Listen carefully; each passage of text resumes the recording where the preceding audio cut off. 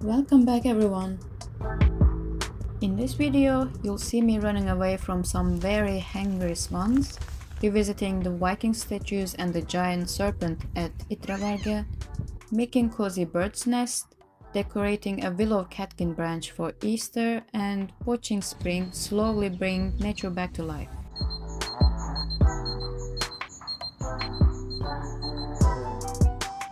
Last year during the Easter holiday, I was visiting Halden and caught up in the business of the life. On the way back, we stopped in Mandal, where I noticed these beautifully decorated tree branches people use for Easter. Normally, Easter isn't a part of my culture, but I love any holiday that involves decorating things. So I felt a little sad about missing out on that festive fun.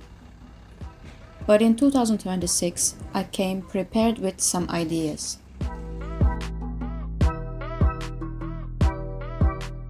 In my neighborhood, there are lots of birch trees, and during winter they drop these thin, super flexible branches. Seeing them everywhere gave me the idea to try making a bird's nest.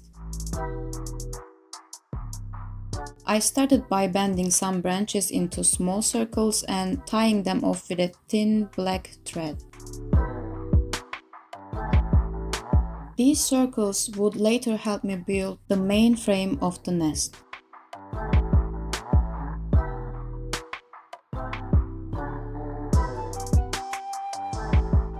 For the base, I made a smaller circle and kept adding more branches around it.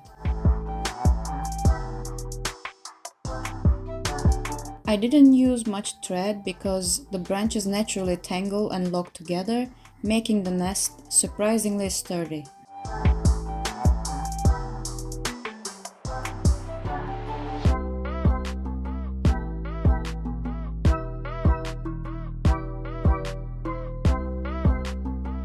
As I build it up, I try to give it some height so the next layers would have something to rest on.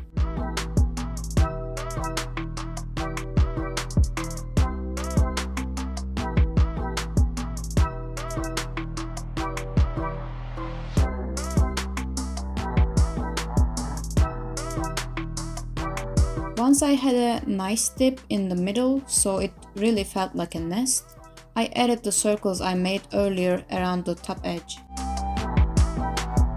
Then I wrapped a few more branches around in a spiral to tighten everything up and make it even stronger.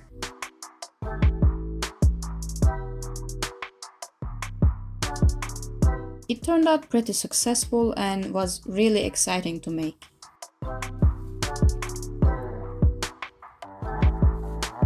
The next day, I headed to the nearby woods to find a willow catkin branch big enough to hold the nest and decorate the rest. But before that, I wanted to use some leftovers I had at home to feed the birds and squirrels. Sometimes when I buy dried nuts and don't use them for a while, they get bitter. Since I don't like that bitter taste and didn't want to waste them, making a bird feeder seems like a perfect idea.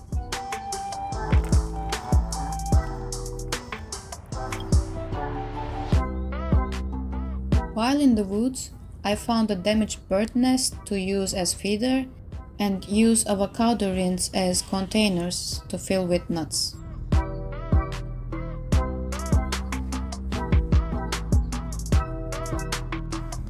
There was a big branch lying under the tree where I put the bird feeder, so I took two smaller branches from it to use for my Easter decoration. Have you heard of the grass lily? Some people call it nap at noon or 11 o'clock lady. They are one of the spring's early flowers, and I spotted a bunch of them popping up in the woods. Their bulbous roots go pretty deep, and honestly, I need better tools for digging them up. Still, I managed to pull up a few with the roots intact, planning to plant them in the pot where I'll set up the Easter branch.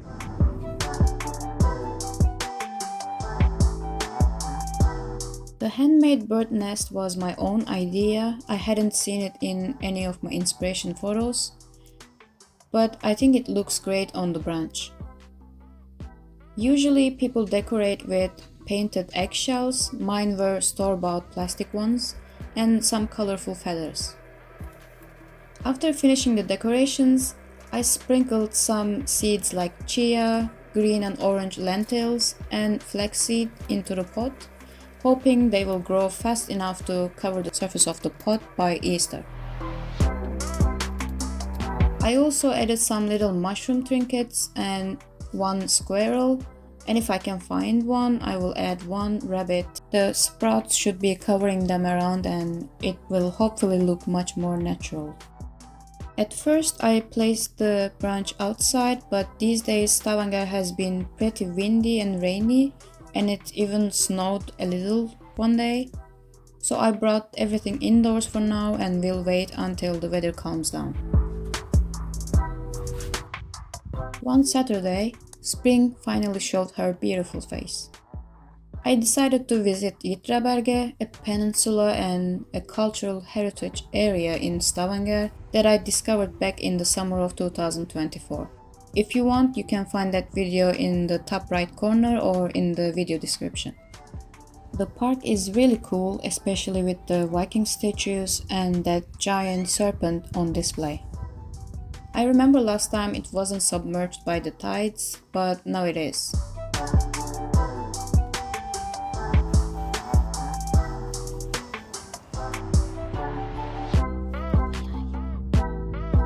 I started my walk along the shore and noticed a stunning swan swimming toward me from across the bay.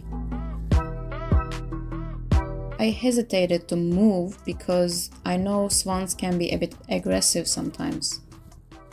But this one just watched me for a while and then gave up, probably expecting some food from me. Even though it left me alone, after a while, it kept a close eye on my every move. Soon, a second swan joined, and this one actually gave my hand back a mild attack. I stayed calm and kept my distance, continuing my walk along the shore, but it didn't give up.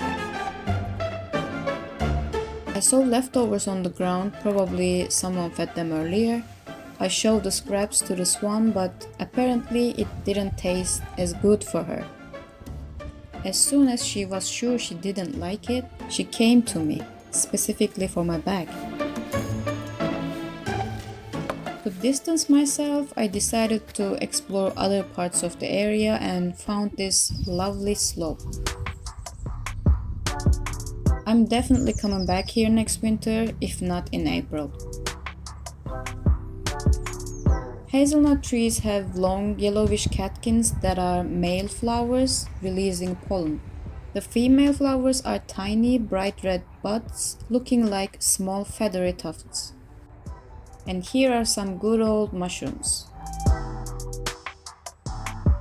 The stubborn swan must have seen me heading down because it slowly walked over to where I was. At this point, I had to give her a name. So I called her Bella. Bella Swan. I called for backup and my food truck arrived. Not only Bella but also ducks, seagulls, other swans and this little funny guy were thrilled to have a feast. First time I'm seeing such an animal. It looks like a duck but slightly different.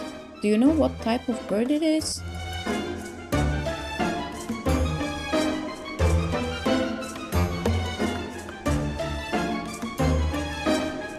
After sharing the last bits, we decided to take the Cultural Heritage Trail.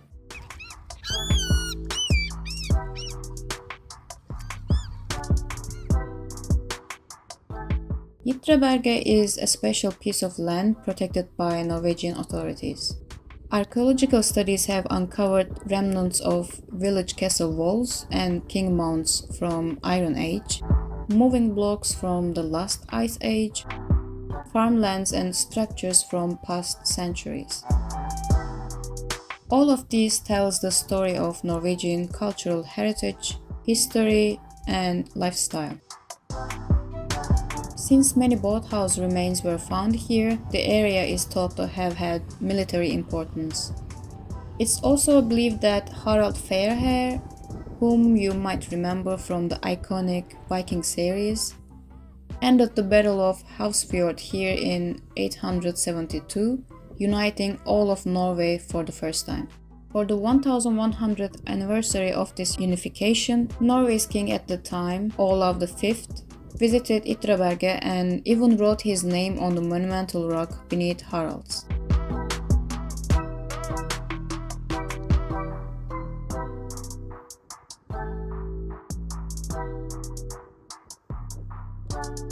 Along the trail, you'll find hazelnut forests, grazing lands, and more historical remnants. Everything is protected, and it's forbidden to move even a single rock because every piece contributes to the peninsula's history and the habitat they are working hard to preserve.